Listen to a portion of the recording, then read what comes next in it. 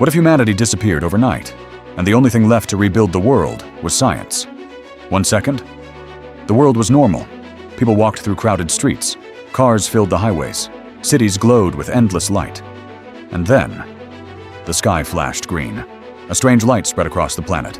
And in an instant, humanity turned to stone. Everyone, adults, children, entire cities frozen in place forever. No screams, no warning, just silence. For thousands of years, the world stood still. Nature reclaimed everything. Buildings crumbled. Roads disappeared beneath forests. The modern world faded into ruins, and trapped inside stone, a boy named Taiju kept counting, second after second, year after year, century after century. Because if he stopped thinking, he believed he would disappear. Then one day, the stone cracked. Taiju awakened into a world that no longer belonged to humanity. The cities were gone.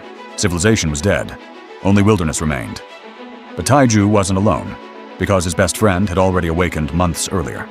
Senku Ishigami, a teenage genius obsessed with science, calm, brilliant, completely fearless. While most people would have panicked seeing civilization destroyed, Senku smiled. Because to him, this wasn't the end of humanity. It was a chance to rebuild everything from zero. Not with magic, not with luck, with science. Senku immediately began recreating civilization piece by piece. Fire, medicine, tools, electricity. Things humanity once took for granted suddenly became miracles. And watching Senku work felt impossible.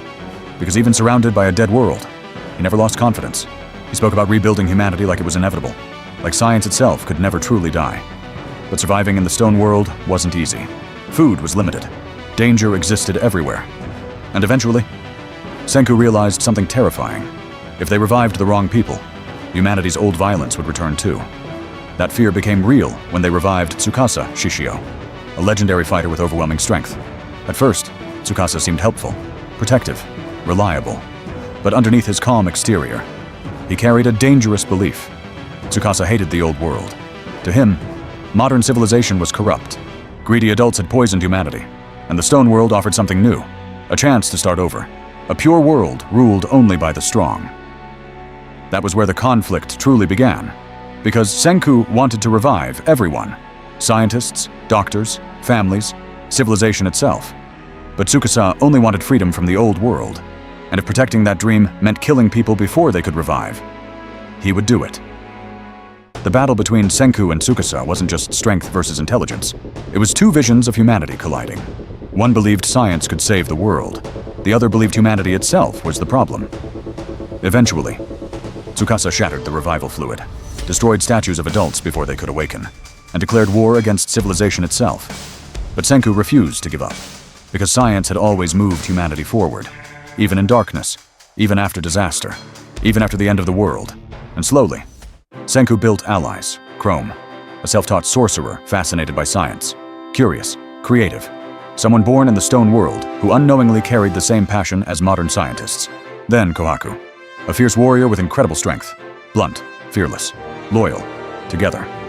They formed the Kingdom of Science, a small group trying to drag humanity back into the future. And one by one, science returned. Glass, soap, medicine, gunpowder. Each invention felt revolutionary, not because humanity had never seen them before, because now, people understood how fragile civilization truly was. The most emotional moment came when Senku created antibiotics, not for power, not for war, to save a sick girl named Ruri. And suddenly, science stopped feeling cold. It became hope, proof that humanity's knowledge could still save lives even thousands of years after civilization collapsed. But Tsukasa's empire continued growing. More fighters, more followers, and eventually, war became unavoidable. Not a war fought with giant armies, but with ideas. Science versus strength, progress versus fear. The final episodes of Season 1 pushed both sides closer toward collision. Senku revealed something shocking. He planned to create a cell phone in a Stone Age world, an invention so advanced it sounded impossible. But that was what made Senku dangerous. He never accepted limits, and the people around him slowly began believing in impossible things too.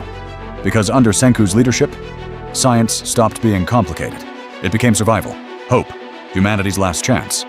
By the end of Season 1, the Kingdom of Science stood stronger than ever, but the greater battle was still waiting. Because Tsukasa wasn't truly evil, that was what made the conflict harder. He genuinely believed humanity would destroy itself if civilization returned. And somewhere beneath the war, a deeper mystery remained unanswered. What caused humanity to turn into stone in the first place? Who created the green light? And why did Senku survive when the entire world fell apart? Because rebuilding civilization was only the beginning.